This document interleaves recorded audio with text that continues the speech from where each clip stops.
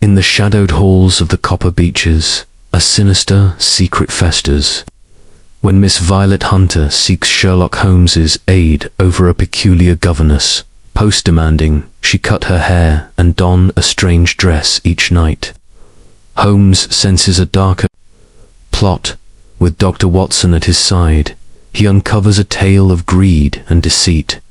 A father's cruel scheme to imprison his own daughter, Clara, to steal her inheritance. From locked wings to a menacing mastiff, danger lurks in this idyllic estate.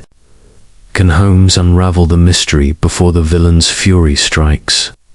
Dive into a thrilling adventure of deception, courage, and justice. Chapter 1. The Singular Request. The spring of 1889 was a season of restless energy in London, where the fogs of winter had at last given way to a tentative warmth, and the streets bustled with the clamour of hansom cabs and the cries of vendors. It was on one such morning, as the sun cast a pale glow through the windows of our Baker Street lodgings, that Sherlock Holmes and I found ourselves engaged in a matter that would prove to be among the most singular of our shared adventures.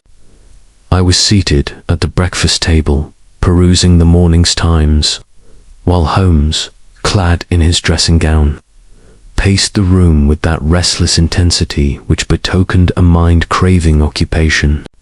His violin lay neglected upon the settee, and his chemical apparatus, usually a source of solace, stood untouched in the corner. "Watson," he remarked abruptly, pausing by the hearth, "it is a curious thing that the human mind, when deprived of stimulus, turns inward upon itself, conjuring phantoms of boredom. I find myself in dire need of a problem-something to stir the faculties."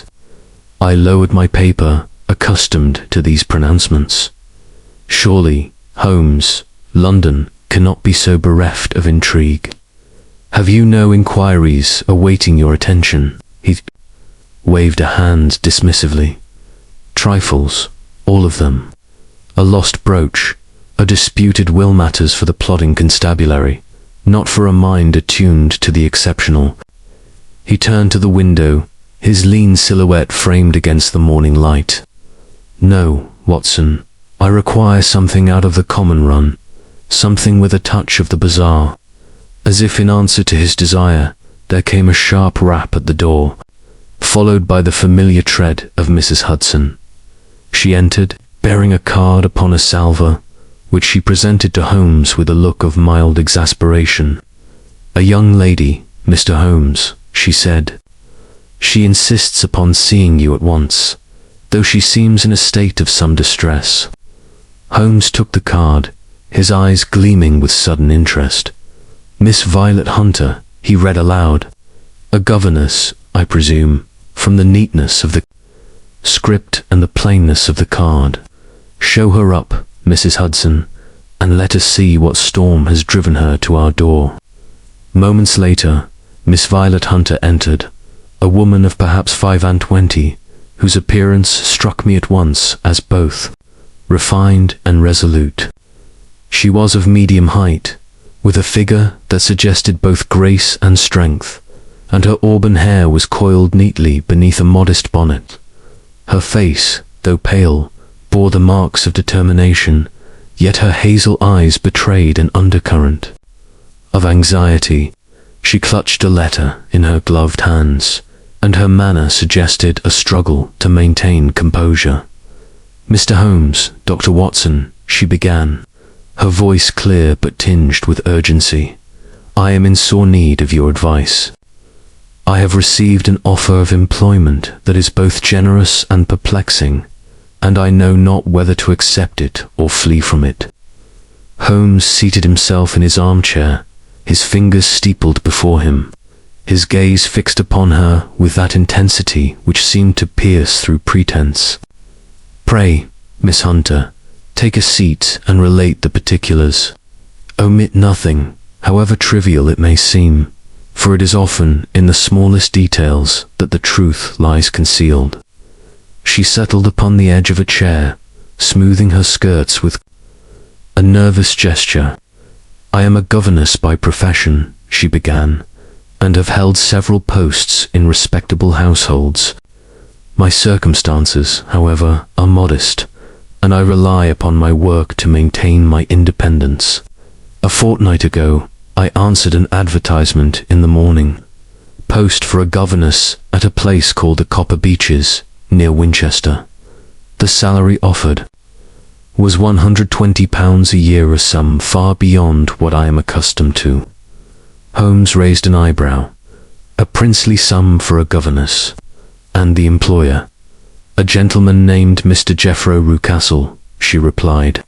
"He is a widower, or so he claims, with a wife and a young son of 6 years. I met him at the agency in London, and he impressed me as a man of considerable presence, stout, jovial, with a loud laugh that fills a room. Yet there was something in his manner, a certain intensity in his eyes, that left me uneasy." "Describe this interview," Holmes said, leaning forward. "Every word, every gesture." Miss Hunter nodded, her hands tightening round the letter. "It was at the Westaway Agency, in a small office off Oxford Street. Mr. Rucastle arrived promptly, dressed in a fine suit of black, with a gold watch chain gleaming across his waistcoat. He spoke warmly of his household, describing the Copper Beeches as a charming estate surrounded by beech trees that glow like copper in the sunlight. His son, he said, is a delicate child, requiring more companionship than instruction, and his wife, Mrs. Rucastle, manages the household with quiet efficiency. He seemed eager to secure my services, almost overly so, and offered the position on the spot. And the conditions of employment?" Holmes prompted. Here Miss Hunter hesitated, her brow furrowing. "That is where the matter grows strange. Mr. Rucastle made 2 requests that I cannot fathom. First, he insisted that I cut my hair, which I have worn long since childhood, into a short crop, no longer than a boy's. Second, he requires that each evening, at a fixed hour, I don a particular dress of electric blue and sit in a specific chair by the drawing-room window."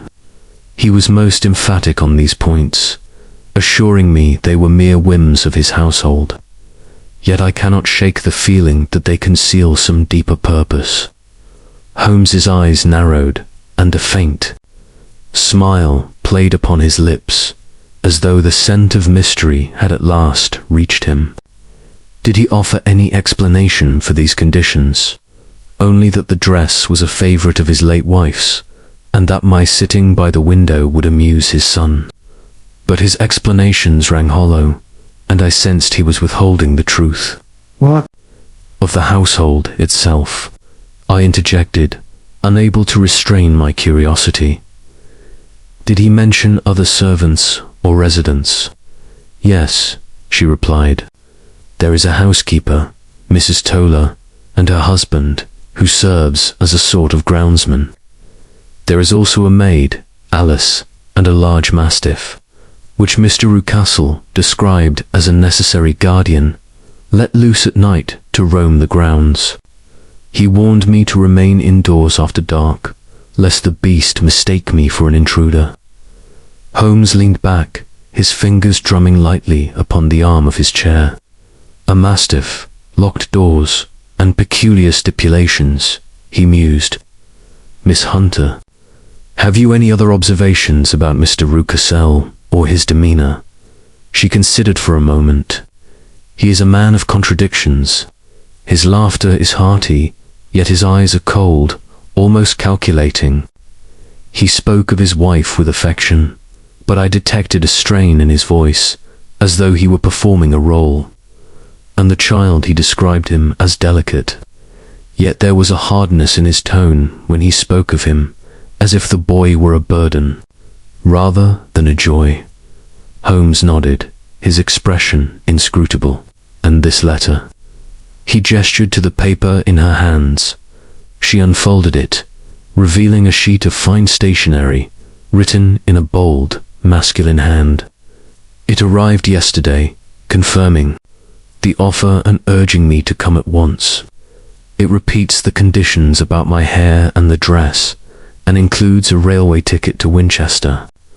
I am to start next week, but I am torn, Mr. Holmes. The salary would secure my future, yet my instincts warn me of danger. Holmes took the letter, his eyes scanning it rapidly. The paper is of good quality, he observed, and the ink fresh. The handwriting suggests a man of force and decision, yet there is a tremor in the loops, hinting at agitation or haste. Miss Hunter, may I keep this for now? Of course, she said, handing it over. But what is your advice? Shall I accept the position? Holmes rose and paced the room, his hands clasped behind his back. The circumstances are unusual, and unusual circumstances often cloak sinister designs.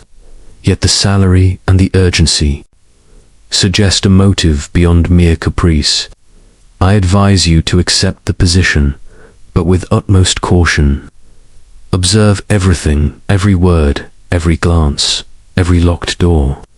Should anything untoward occur, telegraph me at once, and I shall come to your aid. Miss Hunter's face brightened, though the shadow of unease lingered. Thank you, Mr. Holmes. I shall do as you suggest. I feel braver knowing you are aware of my situation.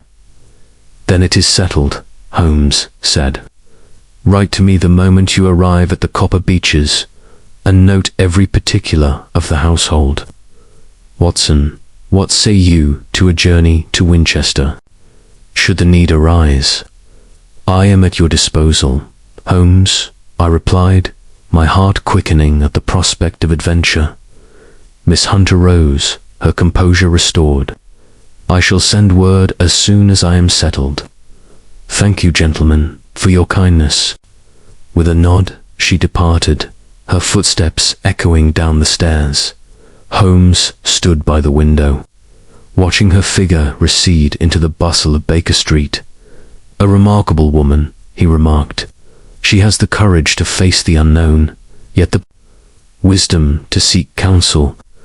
This case, Watson, has the makings of something extraordinary. The Copper Beeches, what a picturesque name for what may prove a dark affair. Do you suspect foul play? I asked, folding my newspaper. I suspect nothing and everything, he replied, his voice low. A man who demands a governess, cut her hair, and play a nightly charade is either A, eccentric or a schemer. The presence of a mastiff and a secluded estate suggests the latter. We shall see what Miss Hunter's letters reveal. The remainder of the day passed quietly, with Holmes retreating to his chemical experiments and I to my medical journals. Yet the shadow of the Copper Beeches lingered in my mind, and I found myself wondering what secrets lay hidden among those glowing trees. Little did I know that this was but the prelude to a drama that would test Holmes's genius and my own nerve to their limits. As evening fell, Holmes lit his pipe and settled into his armchair, his eyes distant. Watson, he said at length, there is a rhythm to human affairs, a pattern beneath the chaos. The Copper Beeches may yet prove to be a symphony of deceitor, a cacophony of danger. We must be ready for either. I nodded, sensing the weight of his words. Thus began the adventure of the Copper Beeches, a tale that would unfold with all the intricacy and peril of the human heart. Chapter 2. The journey to Winchester. It was a fortnight later. On a morning when the spring air carried a sharp bite and the London streets were cloaked in a thin mist, that a telegram arrived at Baker Street, its brevity charged with urgency. Situation intolerable. Strange occurrences. Please come. Copper Beeches, Violet Hunter. The words, stark and imploring, stirred Sherlock Holmes from the lethargy that had settled upon him in the absence of a worthy challenge. He stood by the fireplace, the the telegram in hand, his lean frame taut with anticipation. "Watson," he said, turning to me as I folded my medical journal, "pack your bag. We depart for Winchester within the hour." Miss Hunter's cry for aid suggests a matter of some gravity. I needed no further prompting. The prospect of action, of unraveling the mystery that had begun with Miss Hunter's singular interview, set my pulse quickening. "What do you make of her message?" I asked, rising to gather my things. Holmes's eyes gleamed with that peculiar intensity that heralded the chase. "The phrase 'strange occurrences' is telling," he replied, slipping the telegram into his pocket. "It implies not mere discomfort, but events that defy explanation. Combined with the conditions she described, the hair, the dress, the mastiff, I suspect we are dealing with a design both calculated and sinister. We shall see what the Copper Beeches reveals." Within the hour, we were aboard a train bound for Winchester, the rhythmic clatter of the wheels a counterpoint to Holmes's silence.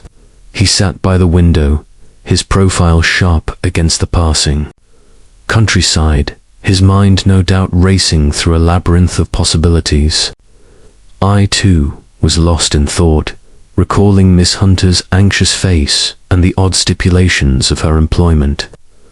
What manner of household demanded such theatrical displays from a governess? And what lay behind the locked doors of the Copper Beeches? The journey was swift, the train cutting through fields where new green shoots pierced the earth and hedgerows bloomed with the first tentative blossoms of spring. As we neared Winchester, the landscape grew more wooded, the rolling hills giving way to dense copses of beech and oak. Holmes, roused from his reverie, pointed to a cluster of trees in the distance, their leaves catching the sunlight with a coppery glow. "There, Watson," he said, "the namesake of our destination. A picturesque setting, but beauty often cloaks the darkest secrets."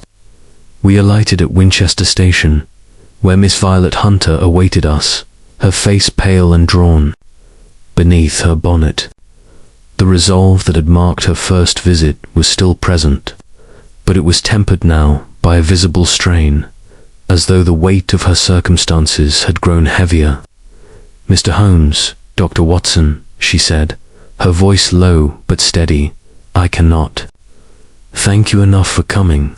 The Copper Beeches is a place of beauty, but within its walls I feel a prisoner of some unspoken dread." Holmes's gaze softened, though his tone remained brisk. "Tell us everything, Miss Hunter, but let us walk as you speak. Time may be of the essence."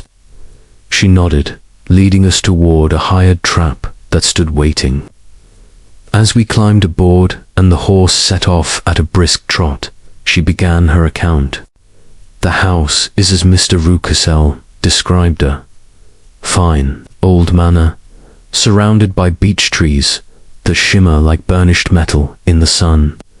The grounds are extensive, with gardens and a wooded park, but they are guarded by Carlo, the mastiff, who is let loose each night. His growls are enough to chill the blood, and I dare not venture out after dusk." "And the household?" Holmes asked, his eyes scanning the road ahead. "Mr. Rucassel is as jovial as ever, at least on the surface," she replied. "He laughs loudly, tells stories of his travels, and showers me with compliments.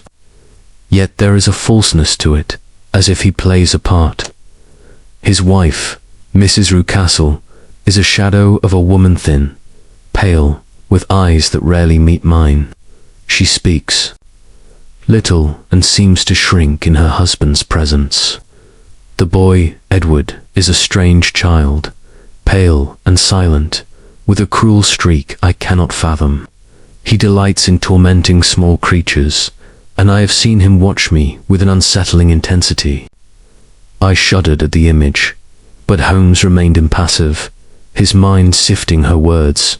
"And the conditions of your employment?" he pressed. The dress, the hair, the evening ritual.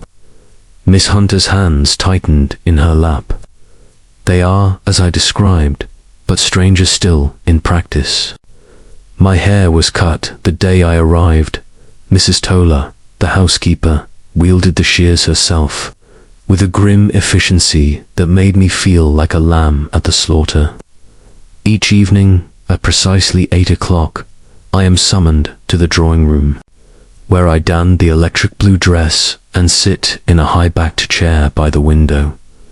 Mr. Rucastle watches me closely, as does his wife, though she seems more fearful than curious. The boy is often absent, but when present, he stares as if I were some curiosity in a menagerie. Holmes's brow furrowed. "And what do you see from this window?" Described the view. "It overlooks the front lawn," she said, "with a gravel path leading to the gate and the woods beyond. At night, the lawn is dark, save for the glow of a lantern near the gate, where Mr. Toller, the groundsman, keeps watch. Once, I thought I saw a shadow move among the trees, but when I mentioned it, Mr. Rucastle laughed it off, saying it was likely a deer." "A deer," Holmes repeated, his tone skeptical. "And the locked wing you mentioned in your telegram, Miss Hunter's voice dropped to a whisper. "That is the heart of the mystery. The east wing of the house is sealed off, its doors barred and its windows shuttered. Mr. Rucastle forbids me to enter, claiming it is unused and in disrepair. But at night, I hear footsteps within slow, deliberate steps, and once a low moan that sent me trembling to my room. The maid, Alice, watches me constantly, as if to ensure I do not stray too close." Holmes leaned forward, his eyes alight. "Footsteps and moans suggest a living presence, not an empty wing. Have you observed anything else?" "Yes," she said, hesitating. "There is a small outbuilding near the stables, half hidden by ivy. I saw Mr. Toller carry a tray of food there one morning, though he claimed it was for the dog. But Carlo is fed at the kennel, and the tray held bread and cheese, not scraps." Holmes exchanged a glance with me, his expression one of suppressed excitement. "A most intriguing household," he murmured. "Miss Hunter, you have done well to summon us. We shall accompany you to the Copper Beeches and see this matter through." The trap rattled along a winding lane, and soon the Copper Beeches came into view, a handsome manor of grey stone, its gables wreathed in ivy and its namesake trees standing sentinel around the grounds. Their leaves, catching the afternoon sun, glowed with a ruddy hue that lent the scene an almost unearthly beauty. Yet as we drew closer, I felt a chill, as though the house itself exuded a quiet menace. We alighted at the gate, where a burly man, presumably Mr. Toller, stood with a pipe in his mouth, his eyes narrowing at our approach. The mastiff, Carlo, strained at a heavy chain, his growls low and menacing. Miss Hunter led us up the gravel path, her steps faltering as we neared the house. "Be cautious," she whispered. "Mr. Rucastle is not to be trifled with." The front door opened before we could knock, revealing Mr. Jeffro Rucastle himself. He was, as Miss Hunter had described, a stout man of middle age, with a florid face and a loud, booming laugh that seemed to fill the air. His eyes, however, were sharp and calculating, belying his jovial demeanor. "Miss Hunter," he exclaimed, spreading his arms as if to embrace her, "and these must be your friends from London. Welcome to the Copper Beeches." Holmes bowed slightly, his manner cool but polite.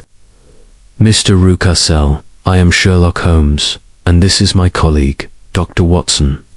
Miss Hunter has spoken highly of your hospitality." Rucastle's smile widened, though it did not reach his eyes. "A pleasure, gentlemen. Come, come, you must be weary from your journey. My wife will be delighted to meet you." He ushered us into a spacious hall, its walls adorned with hunting trophies and faded tapestries. Mrs. Rucassel emerged from a side door, a thin woman with a pinched face and downcast eyes. She murmured a greeting, her voice barely audible, and I noted the tension in her posture, as though she feared her husband's presence. The boy, Edward, lurked in the shadows, his pale face and dark eyes fixed upon us with a mixture of curiosity and hostility. Holmes's gaze swept the hall, lingering on the heavy oak door that led, I presumed, to the east wing. "A fine house," he remarked, "though I understand parts of it are unused." Rucassel's laugh was a shade too hearty. "Oh, the east wing. A relic of older days, full of dust and cobwebs. We keep it locked to spare the servants the trouble of cleaning it." Holmes nodded, his expression unreadable. "A prudent measure. May we see Miss Hunter's quarters?" "Of course," Rucassel said, leading us up a broad staircase. As we ascended, I caught a glimpse of the drawing room, where a high-backed chair stood by a large window, the electric blue dress draped over its arm like a silent sentinel. Miss Hunter's room was modest but comfortable, with a view of the Copper Beeches and the distant woods. Holmes examined the window, the door, the very floorboards, his movements swift and precise. "You are well situated here," he said to Miss Hunter, though his tone suggested he was searching for something more. Dinner was a strained affair, with Rucassel dominating the conversation with anecdotes of his travels, while his wife sat in silence and the boy picked at his food with a sullen air. Holmes, ever the observer, watched them closely, his questions innocuous but probing. I noted the way Rucassel's hand tightened on his glass when Holmes mentioned the east wing, and the fleeting look of fear that crossed Mrs. Rucassel's face. As night fell, Miss Hunter retired early, pleading fatigue, and Holmes and I were shown to a guest room overlooking the lawn. The house was quiet, save for the distant howl of the mastiff, and I felt the weight of its secrets pressing upon me.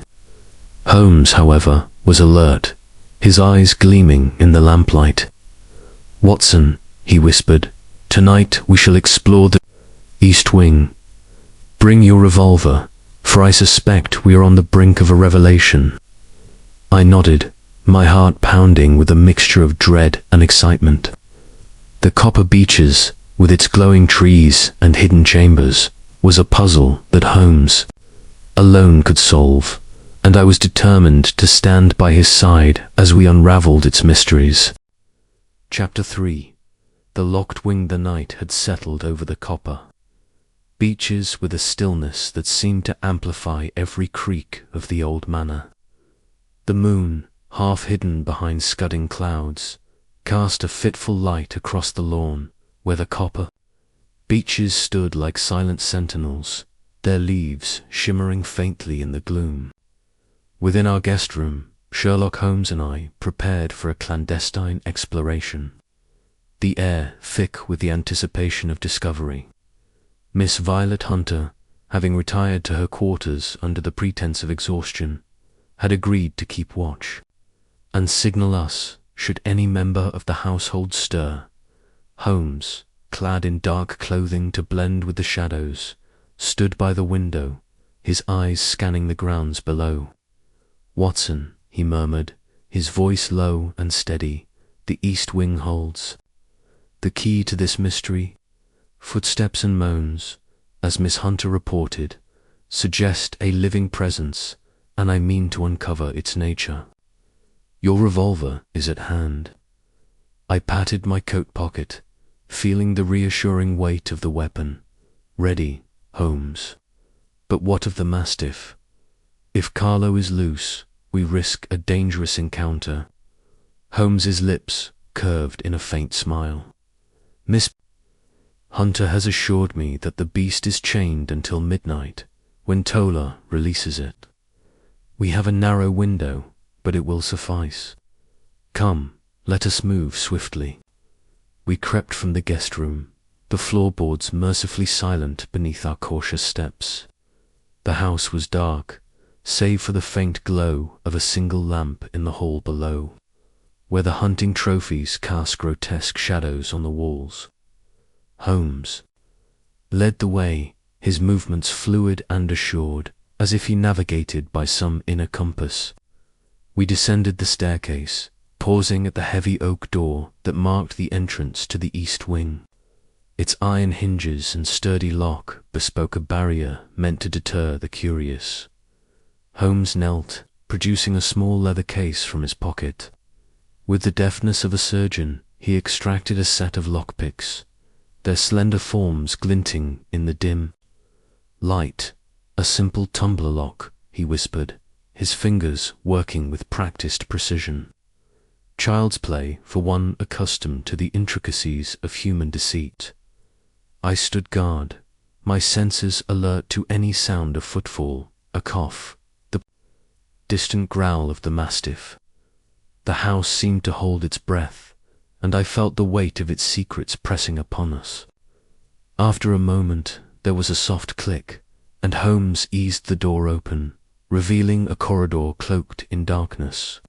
The air within was musty, heavy with the scent of neglect, and the faint patina of dust coated the floor. Holmes lit a small dark lantern, its beam cutting through the gloom. The corridor stretched before us, lined with closed doors, their panels warped with age. Cobwebs draped the corners, and the silence was oppressive, broken only by the occasional drip of water from some unseen leak. "Observe, Watson," Holmes said, his voice barely audible. "No footprints in the dust, yet Miss Hunter heard steps. Whoever treads here does so with care." We advanced cautiously, Holmes's lantern illuminating faded wallpaper and cracked plaster. At the corridor's end stood another door, this one reinforced with iron bands and secured by a heavy padlock. Holmes paused, his ear pressed to the wood, his brow furrowed in concentration. "Listen," he whispered. I leaned close, my heart pounding, and caught the faintest sound, soft rustling, like the movement of fabric, followed by a low, stifled sob. My blood ran cold. "Someone is there," I said, my hand tightening on my revolver. Holmes nodded, his expression grim. "Prisoner, I wager, but we must proceed with caution. This lock is more formidable, and forcing it now risks alerting the household." He examined the padlock, his fingers tracing its contours.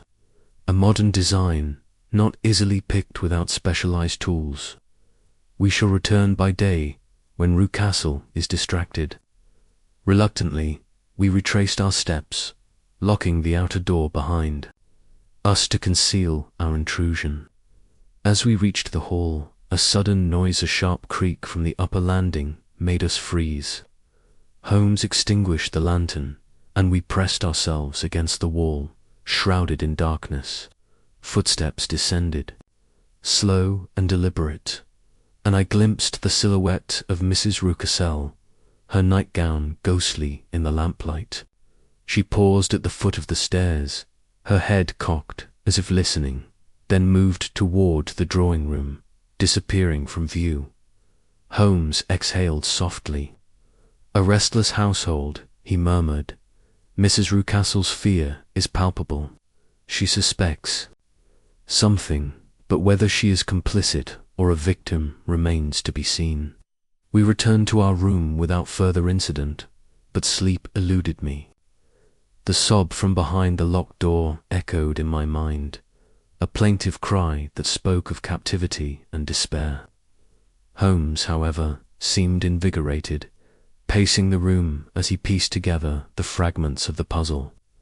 "The East Wing is no mere storage space," he said, his voice low but intense.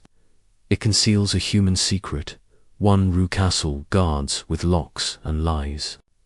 The dress, the window ritual, the masterful are pieces of a larger design. What can it mean, Holmes? I asked, my mind grappling with the possibilities. Why keep someone hidden? Holmes paused, his eyes distant. There are many motives for imprisonment: greed, revenge, shame. The blue dress and Miss Hunter's role suggest a deception, perhaps to mislead an observer outside the house. The footsteps and the sob point to a captive, likely a woman, given the nature of the sounds. We must uncover who she is and why Rucastle holds her. As dawn broke, painting the sky with streaks of rose and gold, we prepared for the day ahead. Miss Hunter joined us at breakfast, her face pale but composed. Rucastle was absent, called away on some errand, and Mrs. Rucastle presided over the meal with a nervous air, her hands trembling as she poured tea. The boy, Edward, sat silently, his dark eyes flitting between us. As if sensing our purpose, Holmes maintained an air of casual inquiry, engaging Mrs. Rucastle in talk of the estate's history, while his eyes roamed the room, noting every detail: position of the windows, the placement of the furniture, the faint scratches on the floor near the east wing door. I marveled at his ability to mask his intent, his questions so innocuous that even the suspicious Mrs. Rucastle seemed to relax. After breakfast, Holmes proposed a walk in the grounds, ostensibly to admire the Copper Beeches. Miss Hunter accompanied us, while Mrs. Rucastle declined, citing household duties. As we strolled the lawn, Holmes's gaze lingered on the east wing's shuttered windows, their heavy boards nailed tight. No light escapes those rooms, he observed, yet Miss Hunter's account suggests they are occupied. We must find a way to enter without arousing suspicion. The morning passed in careful observation, with Holmes noting the routines of the household, the hours when Tola tended the grounds, the times Alice, the maid, moved between rooms. The outbuilding Miss Hunter had mentioned caught his attention, its ivy-covered walls half hidden behind a copse of trees. A likely place for secrets, he said, his voice low. But the east wing is our priority. Tonight we shall return, with the tools to breach that inner door. As we returned to the house, a sudden commotion erupted near the stables. Carlo, the mastiff, strained at his chain, his barks echoing across the lawn. Tola emerged, his face flushed, shouting commands at the beast. Holmes watched intently, his mind, no doubt, cataloguing every detail of the man's demeanor. Tola is more than a groundsman, he murmured. His loyalty to Rucastle is absolute, and that makes him dangerous. The day wore on, each hour heavy with the tension of our impending task. Holmes spent the afternoon in quiet contemplation, sketching diagrams of the house and muttering to himself as he pieced together the puzzle. I, too, felt the weight of the unknown, my thoughts returning to the unseen captive and the motives that bound her to this place. As evening approached, Miss Hunter joined us in our room, her eyes wide with apprehension. "Mr. Rucastle returns tonight," she whispered. "He has been in Winchester all day, but Alice says he will be back before dark. We must act quickly." Holmes nodded, his expression resolute. "Then we shall move at dusk, before the mastiff is loosed. Miss Hunter, your vigilance has been invaluable. Keep watch, and signal us if Rucastle or Tola approaches." She agreed, her courage a quiet flame in the gathering dark.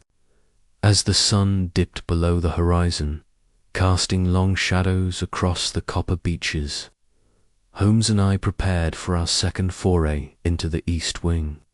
The house, with its locked doors and hidden sorrows, seemed to pulse with a life of its own, and I felt the stirrings of both dread and determination.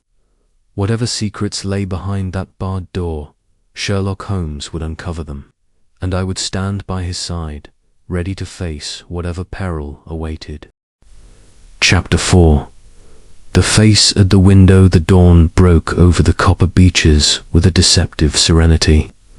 The morning light bathing the estate in a golden hue that belied the shadows we had uncovered within its walls.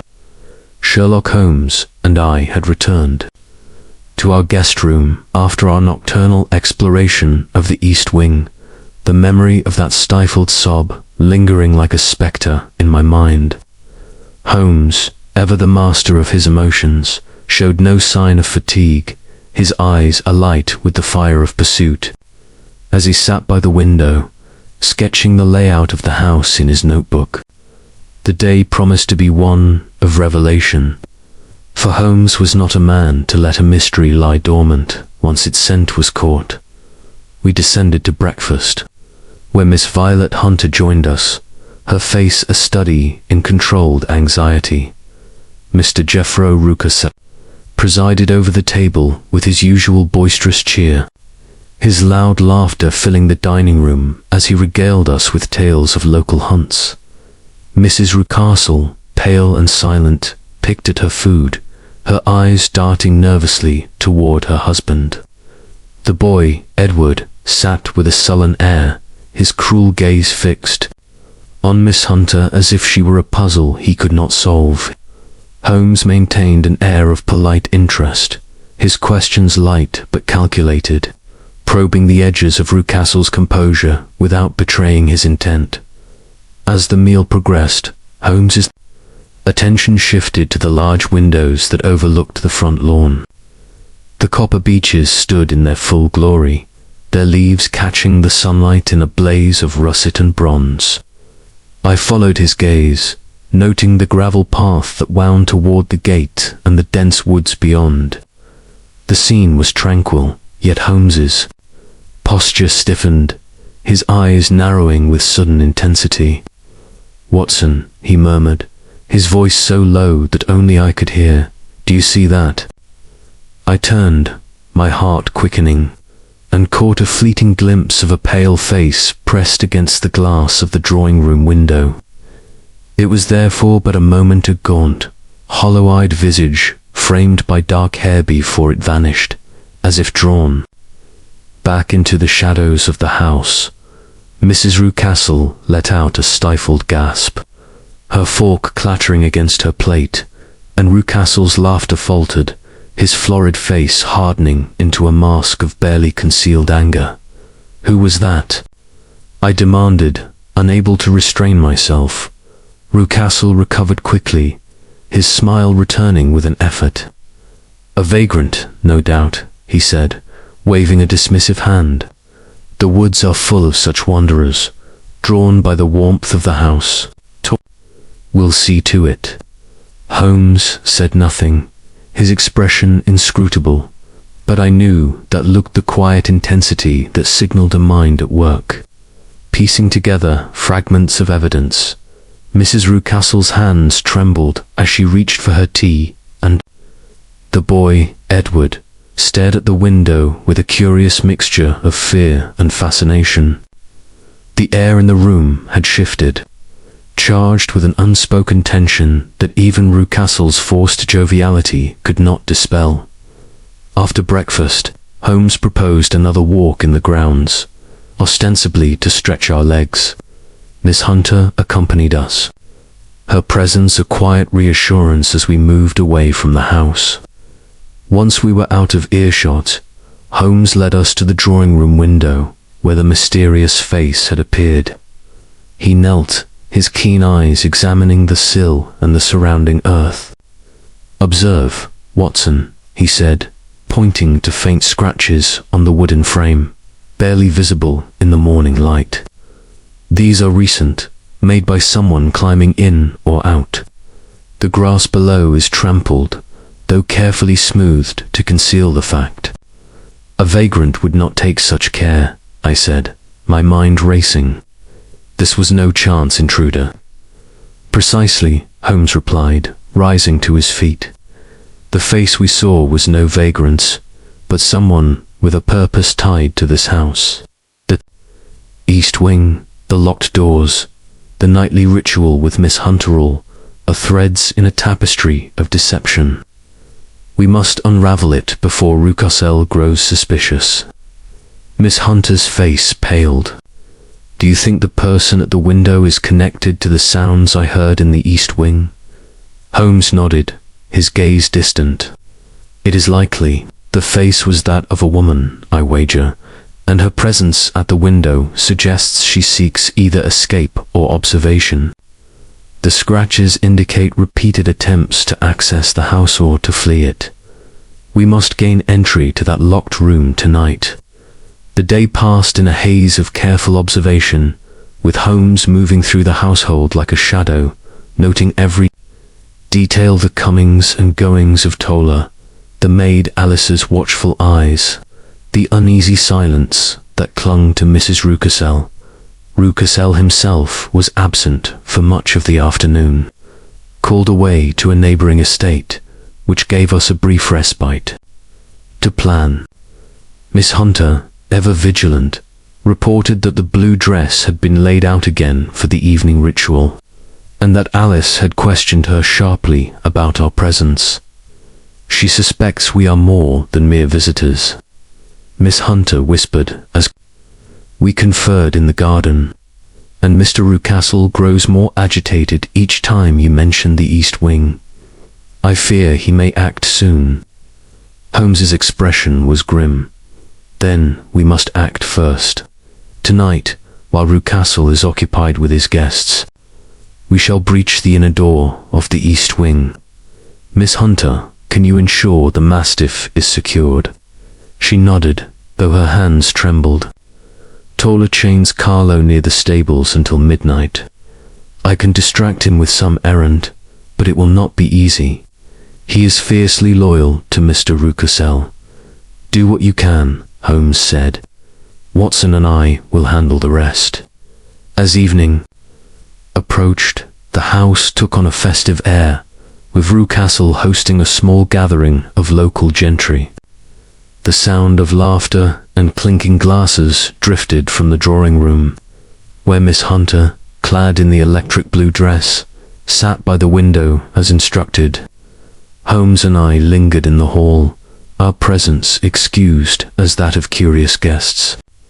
The opportunity was ideal, for Roucassel's attention was diverted, and Tola was occupied with serving duties. Under cover of the gathering's noise, we slipped once more to the East Wing. Holmes's lockpicks made short work of the outer door, and we entered the musty corridor, the beam of his dark lantern cutting through the darkness. The air was heavier now, laden with the scent of damp stone and something else, a faint, acrid tang that I could not place. We reached the barred door at the corridor's end, its padlock gleaming dully in the light. Holmes set to work, his tools probing the lock with surgical precision. This is no simple mechanism, he muttered. Roucassel has taken pains to secure this room. Hold the lantern steady, Watson. I complied, my heart pounding as the seconds ticked by.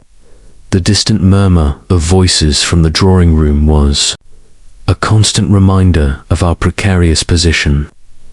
At last, there was a soft click, and the padlock fell open. Holmes eased the door ajar, revealing a small, sparsely furnished room. A narrow bed stood against one wall, its sheets rumpled, and a single chair sat by a boarded window. The air was stale, and a faint scent of lavender lingered, incongruous amidst the neglect. In the corner, crouched against the wall, was a figure, a woman, her dark hair disheveled, her face pale and gaunt, matching the visage we had seen at the window. She started at our entrance, her eyes wide with fear, and raised a trembling hand as if to ward us off. "Who are you?" she whispered, her voice hoarse. "Has he sent you?" Holmes stepped forward, his manner gentle but firm. We are friends, madam. I am Sherlock Holmes, and this is Dr. Watson. We mean you no harm. Who are you, and why are you held here?" The woman hesitated, her gaze darting to the door. "I am Clara Roucassel," she said at last, her voice barely audible. "Jeffro's daughter from his first marriage. He keeps me here to prevent my claiming my inheritance, which he controls until I marry. He fears my suitor, Mr. Fowler, will press his suit if he knows I am alive." Holmes's eyes narrowed, a spark of understanding igniting within them. "And the blue dress, the ritual with Miss Hunter, she is your double, is she not?" Clara nodded, tears welling in her eyes. "He makes her sit by the window each night, dressed as I once was, so Fowler believes I am free and ceases his inquiries. I am allowed out only briefly, under guard, to maintain the illusion." I felt a surge of indignation, but Holmes remained calm, his mind racing. "Your father is a man of cunning," he said, "but his scheme is unraveling. Watson, we must secure Miss Clara's safety and confront Roucassel before he suspects our discovery." We helped Clara to her feet, her frame frail but her resolve unbroken. As we prepared to leave, a sudden noise, a heavy tread in the corridor made us freeze. Holmes extinguished the lantern, plunging us into darkness, and I drew my revolver, my pulse racing. The footsteps paused outside the door, and a low voice, unmistakably Taurus, growled, "Who's there?"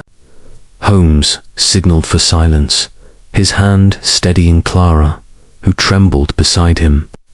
The moment stretched taut, the air thick with danger. Then, to our relief, the footsteps retreated, fading into the hum of the gathering below. Holmes relit the lantern, his face set with determination.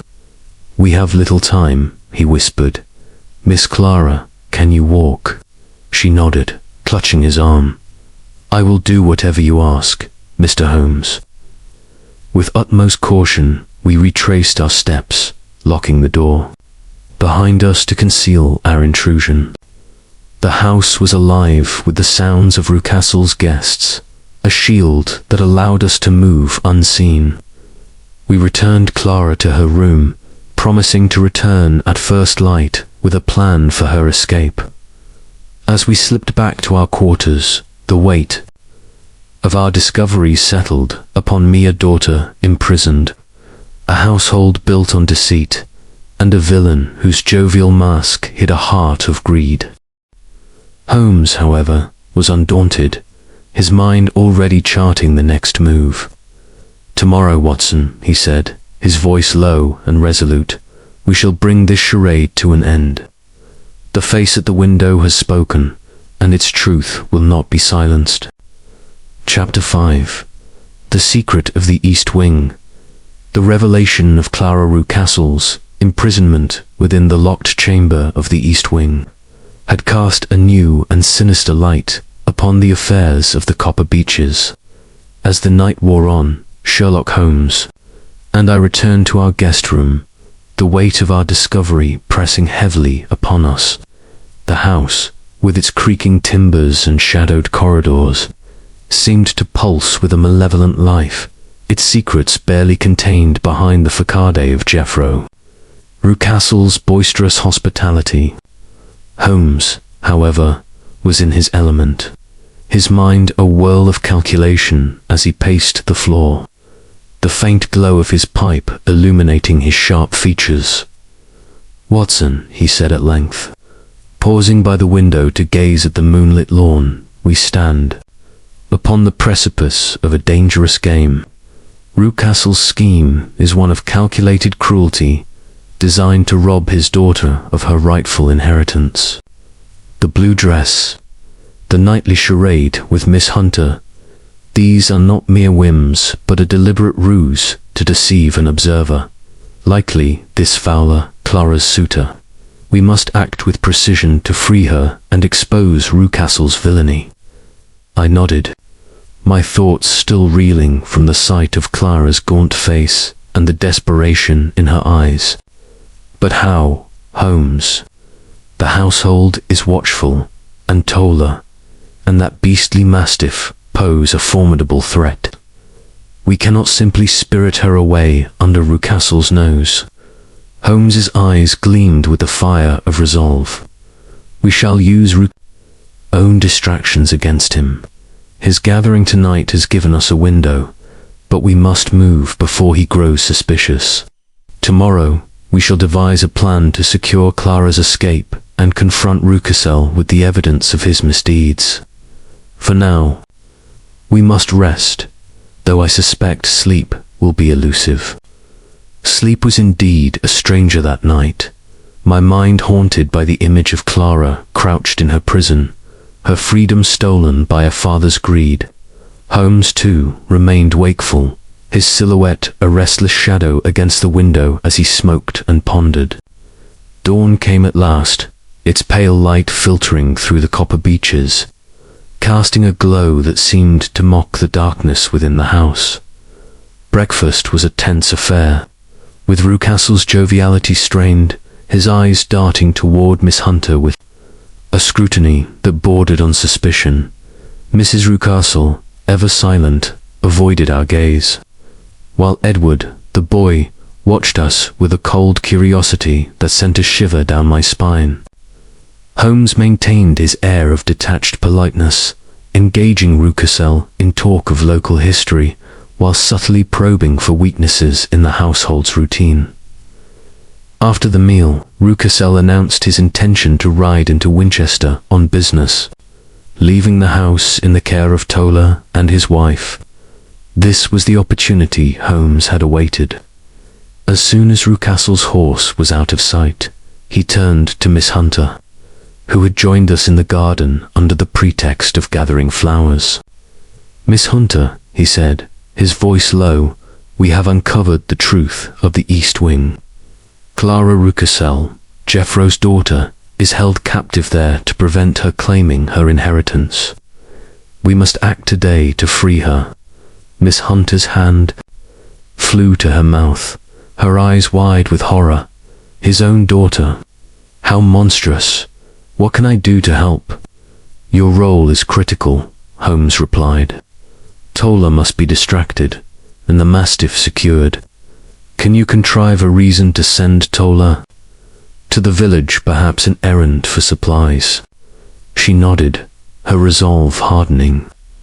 "I will speak to Mrs. Tola and invent some urgent need, but Carlo is another matter. He is chained during the day, but Tola is fiercely protective of him." "Leave that to me," Holmes said, a glint of mischief in his eye. "Watson and I will handle the beast. Return to the house and keep watch. Signal us if Rucastle returns unexpectedly." With the plan set, we parted ways, Miss Hunter hurrying toward the kitchen while Holmes and I made for the stables. The outbuilding Miss Hunter had mentioned, half hidden by ivy, drew Holmes's attention, but he dismissed it for now, his focus on the East Wing. Carlo, the mastiff, lay in the shade of the stable, his massive form a daunting presence. His chain clinked as he raised his head, his eyes fixing on us with a low growl. Holmes approached cautiously, producing a small vial from his pocket. "A mild sedative," he explained, "mixed with a piece of meat from last night's dinner. Not enough to harm the beast, but sufficient to dull his senses."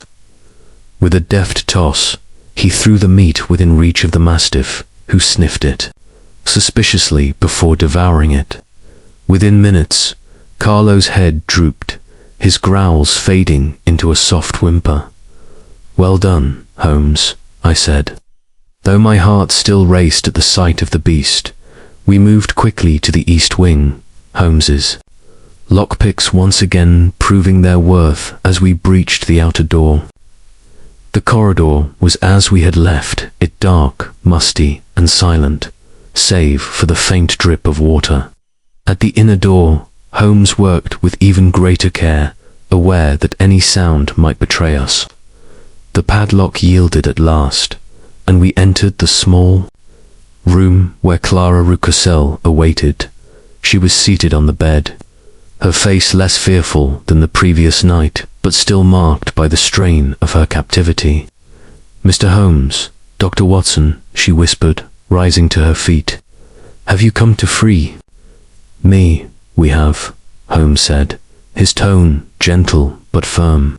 "But we must move swiftly.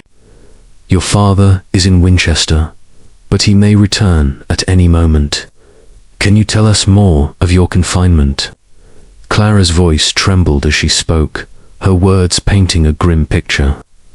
"My father has controlled my mother's estate since her death, but it passes to me upon my marriage or my 25th birthday, which is mere weeks away.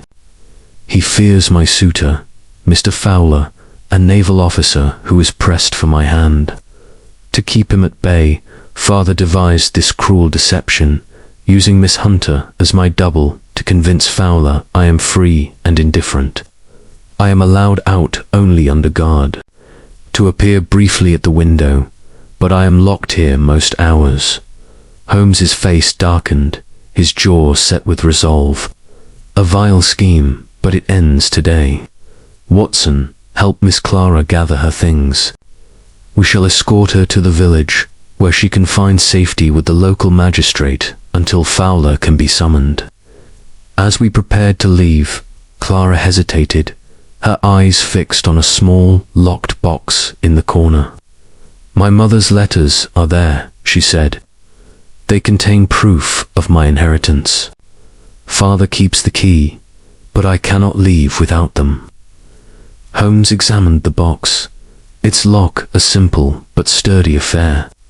"A moment, Watson," he said, producing his picks once more. With a few deft movements, the lock sprang open, revealing a bundle of papers tied with ribbon. Holmes handed them to Clara, who clutched them to her chest, tears of relief in her eyes. We moved cautiously back through the corridor, locking the doors behind us to delay discovery.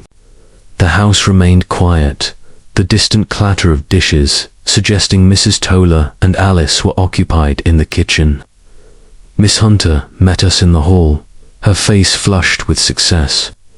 "Toller has gone to the village," she whispered. "Mrs. Toller believes it's for a delivery of flour. We have perhaps an hour." Holmes nodded, his mind racing. "Excellent work, Miss Hunter. Watson, take Miss Clara to the trap at the gate. I will join you shortly after ensuring our tracks are covered." I led Clara through the front door, her slight frame trembling but her steps determined. The lawn was empty, the Copper Beeches casting long shadows in the midday sun. As we reached the trap, I glanced back to see Holmes emerging from the house, his expression one of quiet triumph. But before we could climb aboard, a shout rang out. From the stables, Toller returned earlier than expected, his face contorted with rage. "You," he bellowed, striding toward us, a heavy stick in his hand. "What are you doing with her?" Holmes stepped forward, his voice calm but commanding. "Mr. Toller, stand down. Miss Clara is leaving this place, and your master's scheme is at an end." Toller hesitated, his eyes darting to the house, but before he could act, a low growl sounded behind him. Carlo, roused from his stupor, lunged forward, his chain snapping under the force of his movement. I drew my revolver, but Holmes raised a hand, his gaze fixed on the beast. "Steady, Watson," he said. "The dog is disoriented. Toller, call him off, or we shall have no choice but to defend ourselves."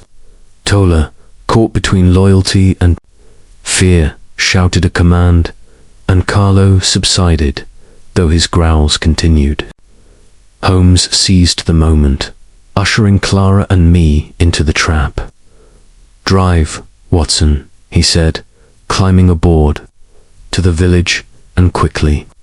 As the horse galloped down the lane, I glanced back to see Tola standing motionless, his figure dwarfed by the looming Copper Beeches.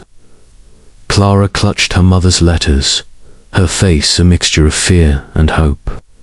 Holmes, leaning back in the trap, lit his pipe, his eyes gleaming with the satisfaction of a puzzle half solved.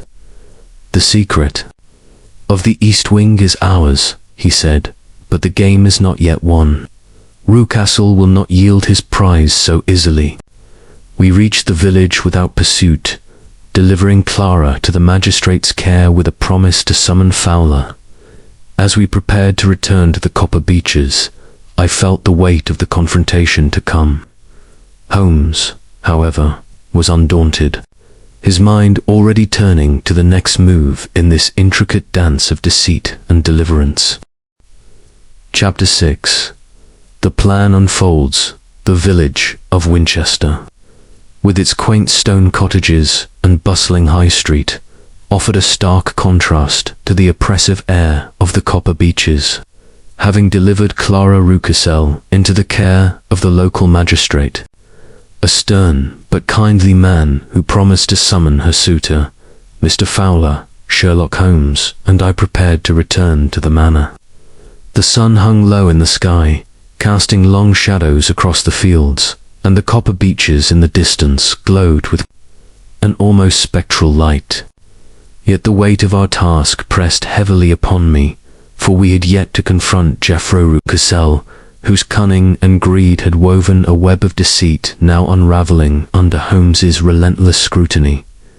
Holmes, seated beside me in the trap as we rattled back toward the estate, was silent, his sharp profile etched against the fading light.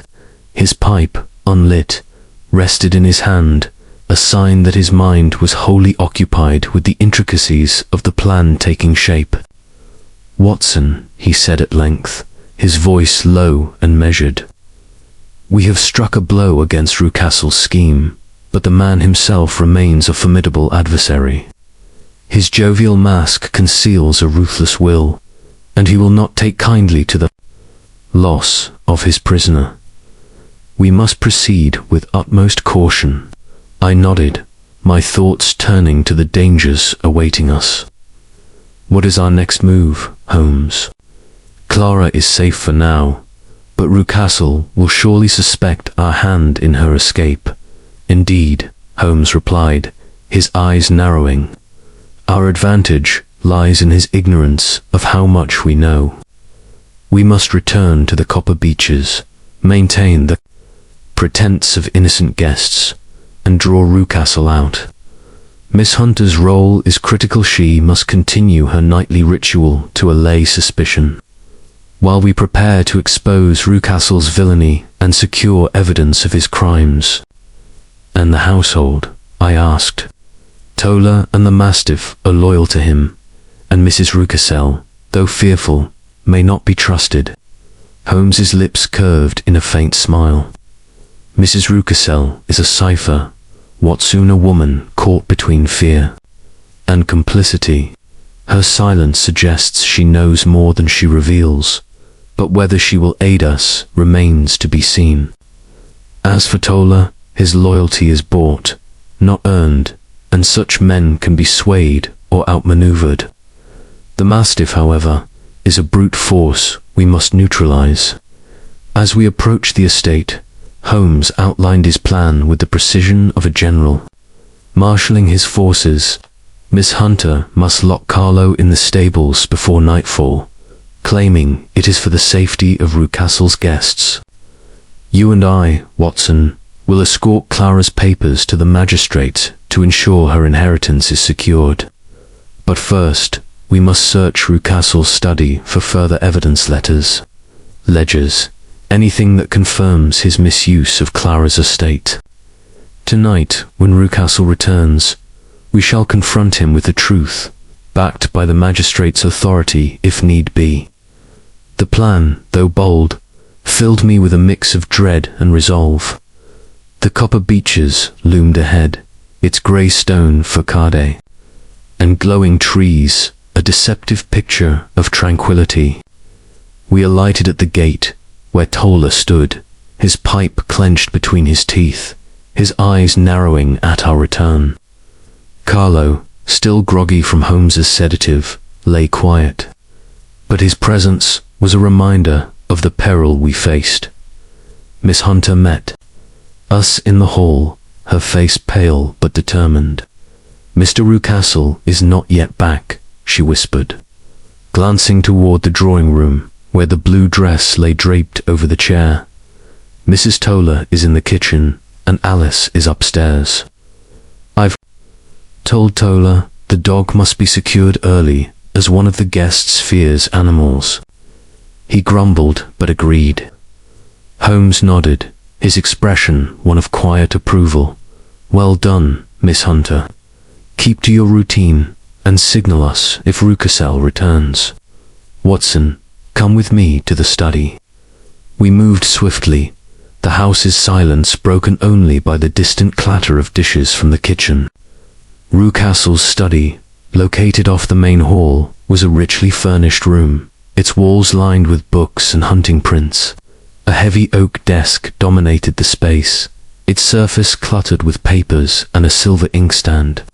Holmes, with his usual methodical precision, began searching the drawers, his fingers deftly probing for hidden compartments.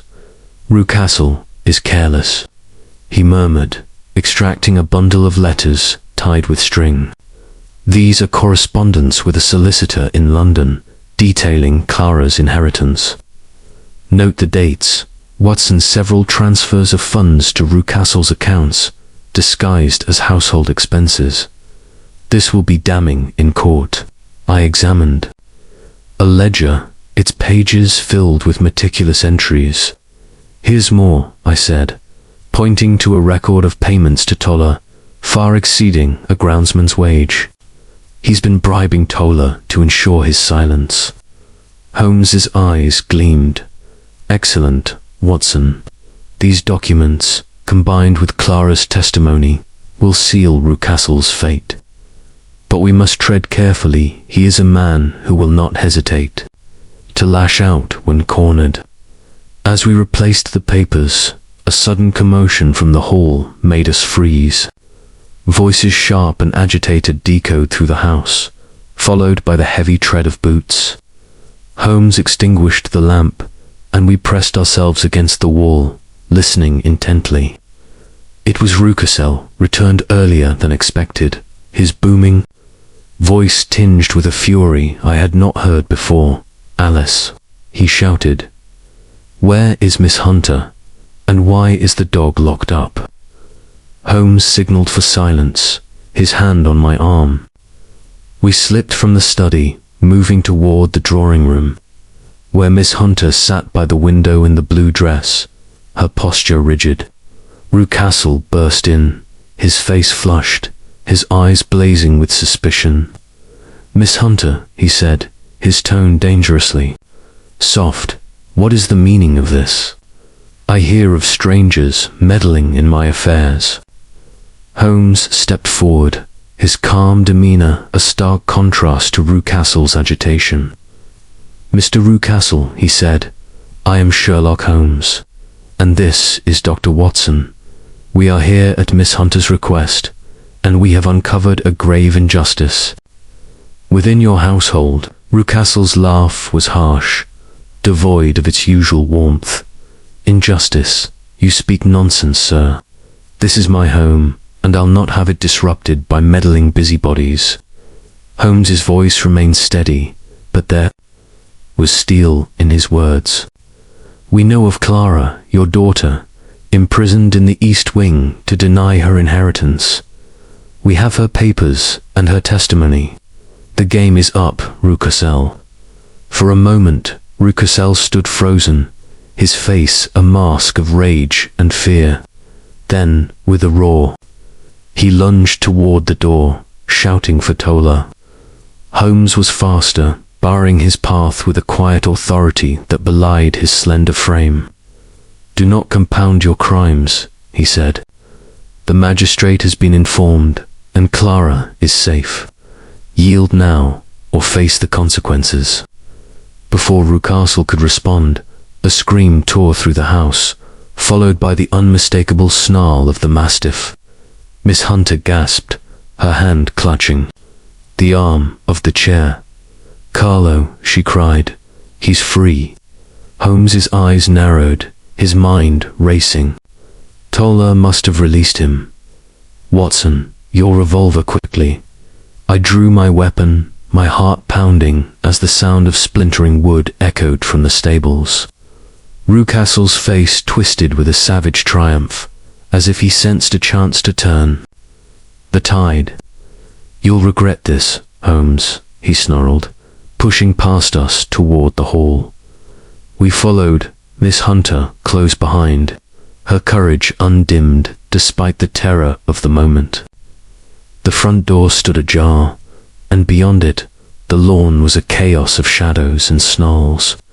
Carlo, freed from his chain, bounded toward the house, his eyes wild with fury. Tolar stood behind him, his stick raised, urging the beast on. Holmes acted, with lightning speed, seizing a heavy candlestick from the hall table. "Watson, protect Miss Hunter," he shouted, stepping onto the lawn to face the mastiff. I pulled Miss Hunter back, shielding her as Carlo lunged, his jaws snapping inches from Holmes's legs. With a swift motion, Holmes struck the beast's head, stunning it momentarily, but the reprieve was brief. Rucastle, seeing his chance, darted toward the stables, no doubt intending to flee. Holmes, undeterred, pursued, his voice ringing out, "Toller, call off the dog, or I shall shoot." Toller hesitated, his loyalty wavering under the weight of Holmes's command. Before he could act, Carlo turned, his instincts overriding his training, and lunged at Rucastle.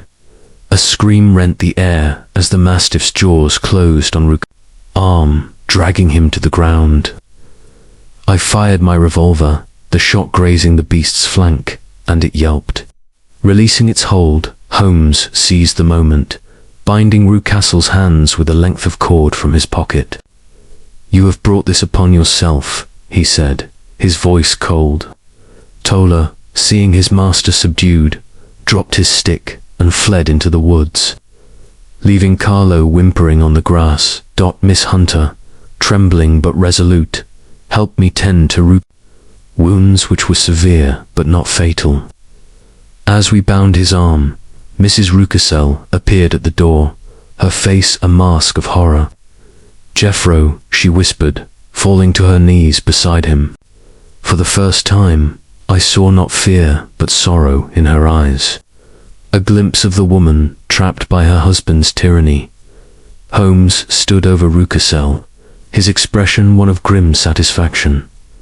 "The authorities will deal with you now," he said.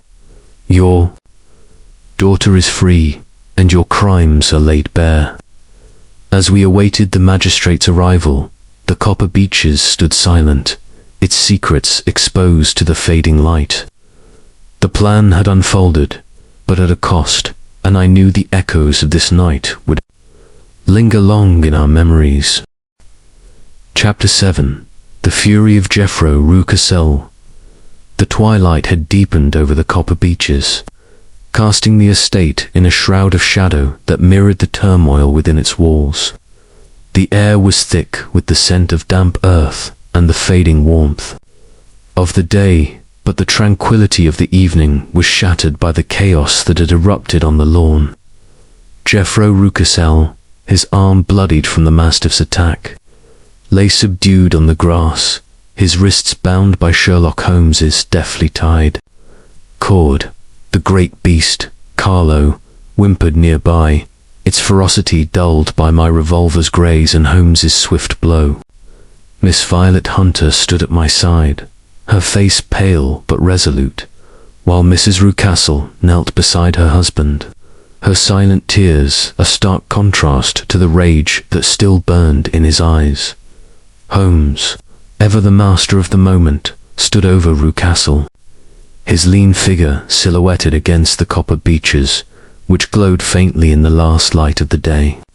His voice, when he spoke, was calm but carried an edge of steel. "Mr. Rucastle," he said, "your scheme to imprison your daughter and defraud her of her inheritance is at an end. The magistrate is on his way, and the evidence of your crimes, your letters, your ledgers, and Clara's own testimony will ensure justice is served." Rucastle's face contorted, his florid complexion darkening with a fury that seemed to boil from within. "You meddling fool," he roared, struggling against his bonds. "You think you've undone me. This is my house, my domain. You and your prying ways have no place here." His voice, once booming with false joviality, now carried a raw animalistic edge, as if the mask of civility had been torn away to reveal the predator beneath. I tightened my grip on my revolver, wary of any sudden move, but Holmes remained unruffled, his gaze fixed on Rucastle with the intensity of a hawk. "Your domain, as you call it, is built on lies and cruelty," he said. "You have held your own daughter captive, used Miss Hunter as a pawn in your deception, and bribed your servants to enforce your will. The law will not look kindly on such acts." Rucastle's eyes blazed, and he spat on the ground, his defiance undimmed despite his predicament. "Clara is mine to command," he snarled. "Her mother's fortune is mine by right until she weds, and I'll not have it stolen by some naval upstart or a meddling detective." He strained against the cords, his massive frame heaving, and for a moment I feared they might snap under his strength. Mrs. Rucastle, her hands trembling as she clutched her husband's arm, looked up at Holmes, her voice a broken whisper. "Please, Mr. Holmes, he is not himself. He has been driven to this by debts, by fear. Spare him, I beg you." Holmes's expression softened, but only slightly. "Mrs. Rucastle," he said, "your loyalty is commendable, but misplaced. Your husband's actions were not born of desperation alone, but of greed and a willingness to sacrifice his own flesh and blood. Step aside and let justice take its course." Before she could respond, a low growl from Carlo drew our attention. The mastiff, recovering from its stupor, raised its head, its eyes glinting with renewed menace. Miss Hunter gasped, stepping closer to me, and I raised my revolver, ready to fire again if needed. But Holmes, with his uncanny calm, knelt beside the beast, speaking softly in a tone I had rarely heard him use. "Easy, Carlo," he murmured, his hand hovering near the dog's head but not touching it.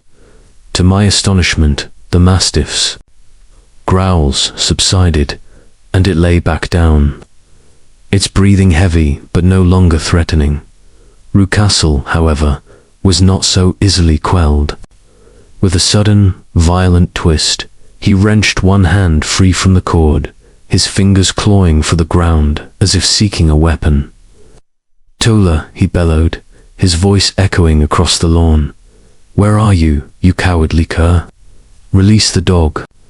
Again, Holmes sprang to his feet, his hand darting to his pocket, where I knew he kept a small but sturdy knife. "Watson, restrain him," he barked, moving to secure Rucastle's free arm. I lunged forward, grabbing Rucastle's wrist, but his strength was formidable, fueled by a rage that seemed to defy his injuries.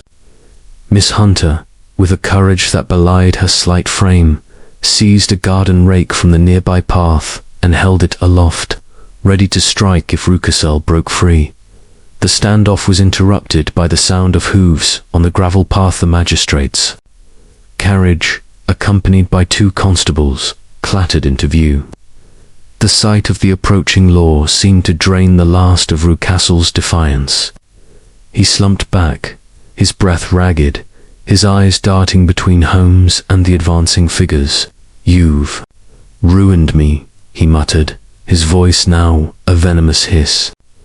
"But I'll not forget this, Holmes. You'll pay for your interference." Holmes regarded him with a cool detachment. "Threats are the refuge of the defeated Rucastle. Your fate lies with the courts now." He turned to the magistrate, a grey-haired man with a stern countenance, who dismounted and approached with measured steps. "Mr. Holmes," the magistrate said, nodding in recognition. "Miss Hunter's telegram was most urgent. What have we here?" Holmes recounted the events with his usual precision, detailing Clara's imprisonment, Rucastle's deception, and the evidence secured from the study. The magistrate listened, gravely, his eyes narrowing as he glanced at Rucastle, who now sat silent, his head bowed. "A serious matter," he said at last.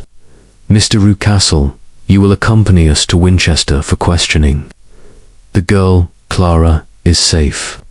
"She is at your office, sir," I said, "with her mother's papers, ready to claim her rightful inheritance." Magistrate nodded, signalling to the constables, who lifted Rucastle to his feet.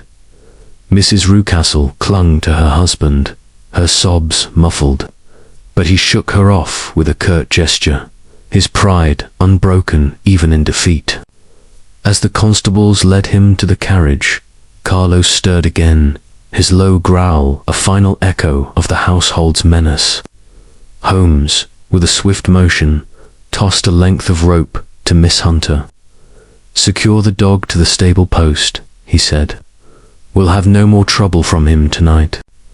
Miss Hunter, her hands steady despite the ordeal, looped the rope around Carlo's collar and tied it firmly, her movements swift and sure. The magistrate, observing her, remarked, "You've shown remarkable fortitude, Miss Hunter. This household owes you a debt." She shook her head, her voice firm. "I only wish to see justice done, sir. Clara deserves her freedom, and this house its reckoning." As the carriage rolled away, bearing Rucastle to his fate, Holmes and I stood on the lawn, the Copper Beeches looming behind us. Mrs. Rucastle had retreated into the house, her figure a ghostly outline in the doorway, and the silence that followed was heavy with the weight of what had transpired. Holmes lit his pipe, the faint glow illuminating his thoughtful expression. "A sorry affair, Watson," he said, "but not without its lessons. Greed, when unchecked, turns a man into a beast far more dangerous than any mastiff." I nodded, my thoughts turning to Clara, now safe in Winchester, and to Miss Hunter, whose courage had been our linchpin. "What of Mrs. Rucastle?" I asked. "Will she face charges?" Holmes exhaled a plume of smoke, his eyes distant. "Her complicity is uncertain. Fear may have bound her to Rucastle's will, but that is for the courts to decide. Our work here is done, Watson. Let us return to Baker Street and leave the Copper Beeches to its ghosts." As we gathered our things and prepared to depart, the Copper Beeches stood sentinel, their leaves catching the last rays of twilight. The house, with its locked wings and hidden sorrows, seemed to exhale at last, its secrets laid bare.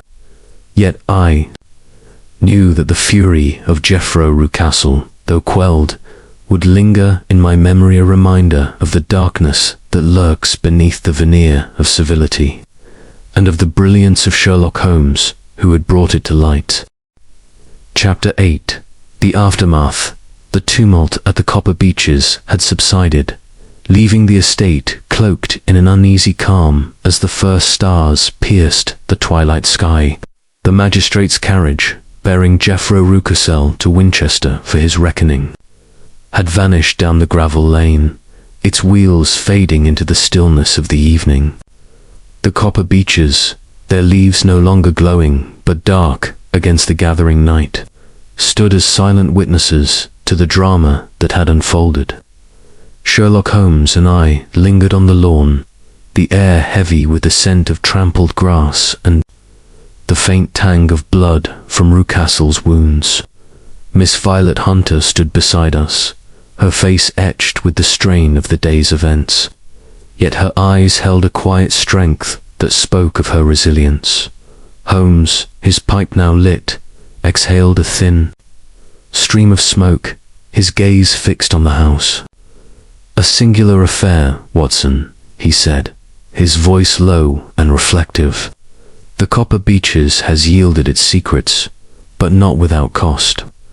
Greed, when it takes root in a man's heart, grows thorns that wound all within its reach." I nodded, my thoughts turning to Clara Rucastle, now safe in Winchester, and to the shattered remnants of the household we had left behind. "What will become of Mrs. Rucastle?" I asked, glancing toward the manor, where a single lamp burned in the drawing-room window. She seemed torn between loyalty and fear. Holmes's expression was inscrutable, his eyes narrowed as he considered the question. "Mrs. Rucastle is a tragic figure, Watson, a woman bound by years of submission to a domineering will. Whether she knew the full extent of her husband's crimes or merely suspected, her silence enabled them. The courts will decide her fate, but I suspect her punishment lies already in the ruin of her household." Miss Hunter, who had been silent, spoke at last, her voice steady despite the ordeal. "And Clara, will she be safe now, Mr. Holmes?" Father's influence was so great, I feared he might find a way to reclaim her. Holmes turned to her, his stern features softening. "Miss Hunter, your vigilance has ensured Clara's freedom. The magistrate has her mother's papers, and Mr. Fowler, her suitor, will be summoned to Winchester. With Rucastle in custody and his ledgers as evidence, Clara's inheritance is secure. She will have the means to start anew, far from the shadows of this place." Miss Hunter's shoulders relaxed, a faint smile touching her lips. "I am glad of it, but I confess, I shall never again accept a position without thorough inquiry.